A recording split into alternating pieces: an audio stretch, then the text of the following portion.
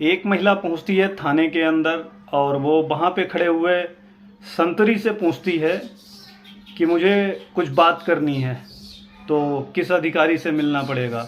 तो वहाँ पे खड़े हुए जो संतरी होते हैं वो उनको बता देते हैं आप अंदर जाइए और आपको साहब अंदर मिल जाएंगे, वो आपसे बात कर लेंगे।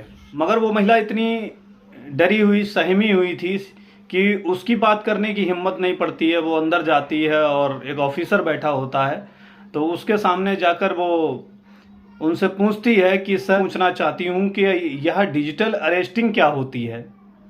इतना सुनने के बाद जो साहब कुर्सी पर बैठे हुए थे वो लेडीज़ की तरफ देखते हैं और बोलते हैं मैडम ऐसा तो कुछ नहीं होता, अभी तक ऐसी कोई डिजिटल अरेस्टिंग जैसी चीज़ अभी तो कोई आई नहीं है। इतनी बात सुनते ही वो महिला थी, वो एक डॉक्टर थी, वो वहीं पड़ी हुई कुर्सी पर एकदम बैठ जाती है, सहम जाती है। ऑफिसर सामने वाला वो देख के वो भी कुछ समझता है कि कुछ है, तो वो बार बार मैडम को मैडम मैडम करके क्या हुआ मैडम ये कह के आवाज़ लगाता है, परंतु मैडम बिल्कुल होश में नहीं थी। वो पूछता है कि मैडम आपकी तबीयत तो ठीक है, आपको कोई दिक्कत तो नहीं है।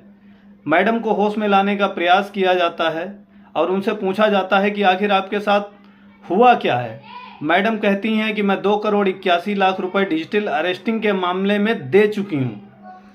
जैसे ही यह बात सामने आती है, यह मामला सोशल मीडिया में आता है, अखबारों में यह खबर, टेलीविज़न में इस कदर वायरल होने लगती है, संभावितः बताया जाता है कि भारत के इतिहास में ये सबसे बड़ी डिजिटल अरेस्टिंग, अभी तक ऐसा कोई मामला नहीं आया है, ये पहला मामला है। आगे की पूरी कहानी समझने के लिए आपको आगे लेके चलते हैं। हालांकि आप इस कहानी को सुनने के बाद पुलिस की तारीफ अवश्य करेंगे, क्योंकि पुलिस ने उन अपराधियों तक जितनी जल्दी से पहुंचने का कार्य किया है, इस सच्ची घटना में आपको उनकी तारीफ तो करनी ही पड़ेगी। लखनऊ की कृष्णानगर कॉलोनी, कृष्णानगर की जो कॉलोनी है, 1 अगस्त 2024 की सुबह की बात है। एक अनजान नंबर से लेडी डॉक्टर के पास फ़ोन आता है। वह व्यक्ति कहता है कि मैं ट्राई से बात कर रहा हूँ,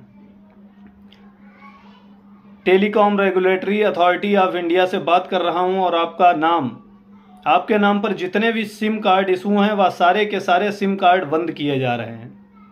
क्या मेरी बात डॉक्टर रुचिका टंडन जी से हो रही है? जैसे ही यह बात कही जाती है तो डॉक्टर साहिबा परेशान हो जाती हैं और कहती हैं कि आपको पता है आप किससे बात कर रहे हो और मेरा नंबर कितना इम्पोर्टेंट है? तो वो सामने वाला कहता है कि हाँ मुझे पता है मैं किससे बात कर रहा हूँ और आपका नंबर कितना इम्पोर्टेंट है, क्योंकि सामने वाले को डॉक्टर साहिबा के बारे में पूरी जानकारी होती है, पूरी। सामने वाला कहता है कि मैडम आप नरेश गोयल को जानती हैं, जेट एयरवेज के जो मालिक हैं? मैडम कहती हैं मैं तो नहीं जानती। तो वो कहती हैं जेट एयरवेज के जो मालिक हैं नरेश गोयल जी, मैं उनके बारे में बात कर रहा हूँ, और आपके खाते में उनके नाम से जो मनी लॉन्ड्रिंग हुई है वह आपके खातों से भेजी गई है। जैसे ही यह बात कही जाती है मैडम घबरा जाती हैं। सामने वाला कहता है कि मुंबई में आपके नाम से कई खाते चल रहे हैं, इसमें बहुत सारे पैसे ट्रांसफ़र किए गए हैं और आपको शायद इस बात का अंदाज़ा भी नहीं है कि वो पैसे का इस्तेमाल महिलाओं और बच्चों की तस्करी के लिए किया जा रहा है। कई ऐसे ऑर्गेनाइजेशन हैं, इलीगल और आतंकवादी संगठन हैं जिसमें आपके पैसे का इस्तेमाल किया जा रहा है। आपको 2 घंटे के अंदर मुंबई पहुंचना होगा।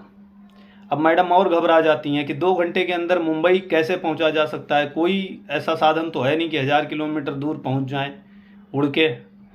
मैडम घबरा जाती हैं, परेशान हो जाती हैं।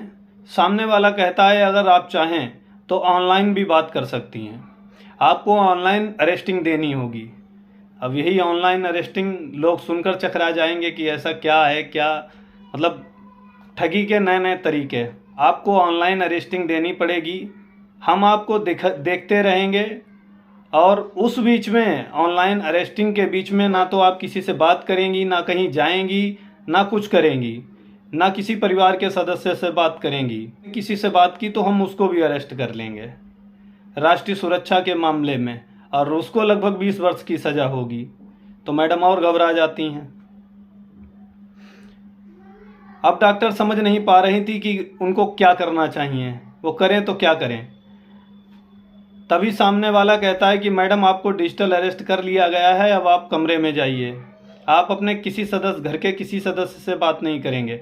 आप अगर टॉयलेट में भी जाएंगे तो हमसे पूछ के जाएंगे। तभी सामने वाली मैडम कहती हैं कि मैं आपको डिजिटल अरेस्टिंग देने के लिए तैयार हूँ। यानी कि डिजिटल अरेस्टिंग जो रहेगा वो सामने वाले को दिखाई देता रहेगा और वीडियो कॉल चलती रहेगी। इसके लिए मैडम तैयार हो जाती हैं। सबसे पहले आदेश दिया जाता है कि आप सबसे पहले एक नया मोबाइल खरीदिए, नया नंबर लीजिए, सब कुछ नया होना चाहिए। और तैयार होने के बाद वीडियो कॉल पे ही आप बनी रहेंगी। आपके खिलाफ हमारे पास कुछ ऐसे सबूत हैं जो हम कोर्ट में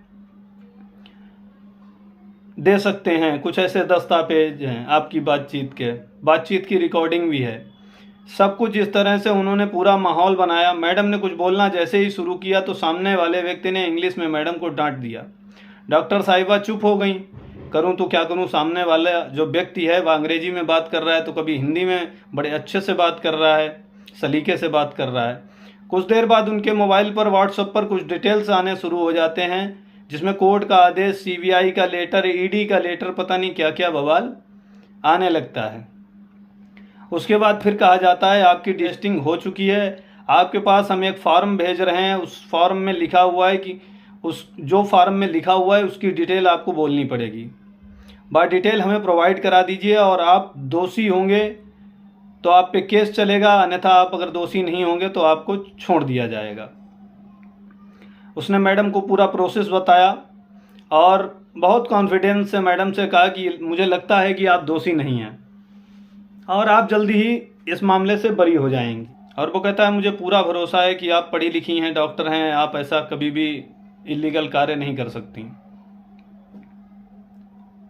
अब सामने वाले ने मैडम से पूरी जानकारी लेना शुरू कर दिया कि आपके परिवार में कितने सदस्य हैं, आपके बैंक में कितने अकाउंट हैं और कितना आपके पास गोल्ड है, कितने खातों में कितना पैसा है।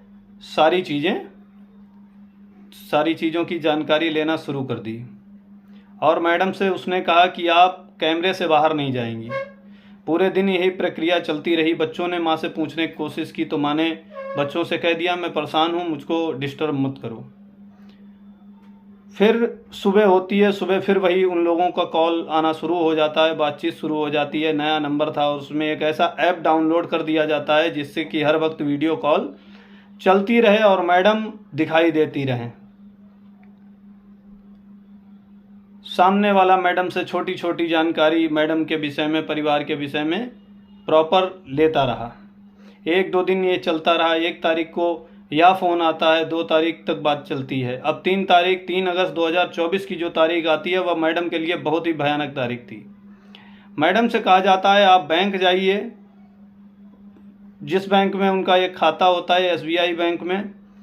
आप ऑनलाइन रहेंगे, वीडियो कॉल होती रहनी चाहिए, कोई भी आपसे बात नहीं करेगा, ज़्यादा बात किसी से नहीं करनी है। बैंक में जाकर आपको जो बैंक में अमाउंट पड़ा हुआ है वो मैं खाता नंबर दे रहा हूँ, उसमें आपको ट्रांसफ़र करना होगा। और भी बैंकों में आपके नाम से जो भी पैसे पड़े हुए हैं, वो जिन खातों की डिटेल हम आपको प्रोवाइड करा रहे हैं, आपको उन खातों में वो पैसा ट्रांसफ़र 3 अगस्त 2024 तक करना होगा। 3 अगस्त 2024 को SBI के खाते से 1 करोड़ रुपए ट्रांसफ़र किए जा रहे थे। तो सामने मैनेजर ने मैडम से कहा कि मैडम मुझे कुछ आप घबराई हुई लग रही हो, क्या दिक्कत है? तो मैडम ने कहा नहीं ऐसा कुछ नहीं है, कोई दिक्कत नहीं है। उसके बाद सामने वाला कहता है कि आपके इंडियन बैंक के अंदर जो खाता है उसमें जो रकम पड़ी हुई है उसमें लगभग 50 लाख की रकम पड़ी हुई थी, वो भी मैडम से ट्रांसफ़र करा ली जाती है PNB के खाते से 12 लाख, 40 लाख, 15 लाख रुपए। और इस तरीके से 5 अगस्त को 3-4 बार में 50 लाख, 12 लाख, 40 लाख, 15 लाख, ये रकम 6 अगस्त 2024 को SBI के खाते से 15 लाख रुपए फिर से ट्रांसफ़र किए जाते हैं। SBI के खाते में 2 लाख रुपए बचते हैं, उनको भी ट्रांसफ़र करा लिया जाता है। 7 अगस्त आता है। 7 अगस्त आने के बाद वही बातचीत का सिलसिला चल रहा था। उनसे पूछताछ की जा रही थी। उनको लगातार जो ट्राई की तरफ से जितनी भी संस्थाएं हैं उनकी तरफ से लेटर दिए जा रहे थे, मोहर लगी हुई। उन्हें देखकर कोई भी या समझ ही नहीं सकता कि वह डुप्लीकेट हो सकते हैं। उनको देखकर कोई भी समझ जाएगा कि ये ओरिजिनल हैं। कुछ इसी तरह मैडम ने भी किया। बिल्कुल सही जानकारी है, कोई गलत हो ही नहीं सकता। 8 तारीख आती है, 8 तारीख को मेरे पास अब ज़्यादा मैडम से कहा जाता है आपके पास जितने पैसे हैं बचे हैं वो भी ट्रांसफ़र कीजिए। तो मैडम कहती हैं मेरे पास कुछ नहीं बचा है, मेरे पास मात्र 2 लाख रुपए बचे हैं। तो सामने वाला कहता है कि वो 2 लाख रुपए भी आप ट्रांसफ़र कर दीजिए। तो मैडम वो 2 लाख रुपए भी ट्रांसफ़र कर देती हैं। ये सब पैसा जाने के बाद मैडम को थोड़ा होश आता है और वह सोचती हैं कम से कम नज़दीकी पुलिस थाने जाकर कम से कम पुलिस से ये पूछा जाए कि ये डिजिटल अरेस्टिंग जैसी कोई चीज़ होती भी है। मतलब 2 करोड़ 81 लाख रुपए गंवाने के बाद मैडम को होश आता है। और वहाँ जाने के बाद मैडम थाने जाती हैं, वहाँ पे पुलिस अधिकारी होते हैं और उनसे पूछती हैं कि डिजिटल अरेस्टिंग नाम की कोई चीज़ होती है। तो पुलिस अधिकारी कहते हैं डिजिटल अरेस्टिंग नाम की कोई चीज़ नहीं होती है, हमारे यहाँ ऐसा कुछ नहीं होता।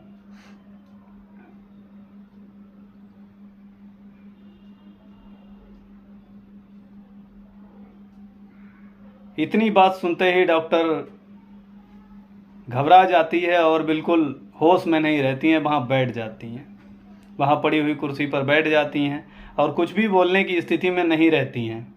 ऑफिसर मैडम से पूछता है कि मैडम क्या हुआ, क्या दिक्कत हुई। मैडम को पूरी जानकारी दी जाती है, मगर तब तक मैडम की पूरी रकम जा चुकी थी। मैडम की FIR दर्ज की जाती है। तब तक ये मामला सोशल मीडिया, टेलीविज़न और अखबारों में प्रकाशित हो चुका होता है, वायरल हो चुका होता है। उत्तर प्रदेश की पुलिस सक्रिय हो जाती है। उत्तर प्रदेश की पुलिस सक्रिय होने के बाद ये मामला दिया जाता है STF को, क्योंकि जो मैडम होती हैं वह संजय गांधी हॉस्पिटल, जो पोस्ट ग्रेजुएट कॉलेज होता है, मेडिकल कॉलेज एसोसिएट प्रोफेसर होती हैं। पुलिस ने जब इस मामले की जांच पड़ताल शुरू किया तो 10-15 दिन बीत जाने के बाद इसी महीने 31 अगस्त 2024 को आखिरकार उन्होंने कुछ लोगों को गिरफ्तार किया। गिरफ्तार करने के बाद पता चलता है कि उन लोगों ने गरीब लोगों के खातों में वो पैसा ट्रांसफ़र करवाया और वो पैसा उसके बाद क्रिप्टो करेंसी में लगा दिया गया, इस्तेमाल किया गया। इस घटना में शामिल लोगों को पुलिस ने कुछ लोगों को उड़ीसा से गिरफ्तार किया है, कुछ लोगों को गाजीपुर से गिरफ्तार किया है, कुछ लोगों को राजस्थान से गिरफ्तार किया है। इसमें लगभग 11 लोगों की गिरफ्तारी हो चुकी है। उनके हवाले से लगभग 2 करोड़ 30 लाख रुपए की रकम आती है और 27,88,000 रुपए की रकम बैंक में ही फ्रीज करवा दी जाती है कि उसे कोई निकाल ना सके। ये घटना होने के पश्चात जब अखबारों में देखा और एक दैनिक भास्कर में एक न्यूज़ छपी थी कि 4 महीने के अंदर लगभग 400 करोड़ रुपए की डिजिटल ठगी की गई है। ऐसी घटनाएं समाज में निरंतर हो रही हैं। किसी न किसी माध्यम से कहीं ना कहीं ऑनलाइन ठगी का जाल चल रहा है। बच्चे भी इसके शिकार बन रहे हैं, अधिकारी भी इसके शिकार बन रहे हैं, अच्छे अच्छे ऑफिसर शिकार बन रहे हैं, जिसमें सैनिक हैं, कर्नल हैं, बहुत बड़े बड़े अधिकारी हैं, पढ़े लिखे हैं। ऐसा नहीं है कि पढ़ा लिखा नहीं है तो वही शिकार बन रहा है। इसके अंदर बहुत क्वालिफाई और बहुत पढ़े लिखे लोग शिकार बन रहे हैं। इसलिए बहुत सावधान रहें। अगर ऐसी कोई कॉल आपके पास आती भी है तो उस कॉल को कट कर दें, उस पर बात ही मत करें। और अगर बात भी होती है तो ऐसी बातों पर भरोसा मत करें। आप अपना नंबर, अपनी कोई भी डिटेल, किसी भी प्रकार की OTP, कोई भी चीज़ किसी को भी ना उपलब्ध कराएं और सुरक्षित रहें, सजग रहें। जय श्री राम।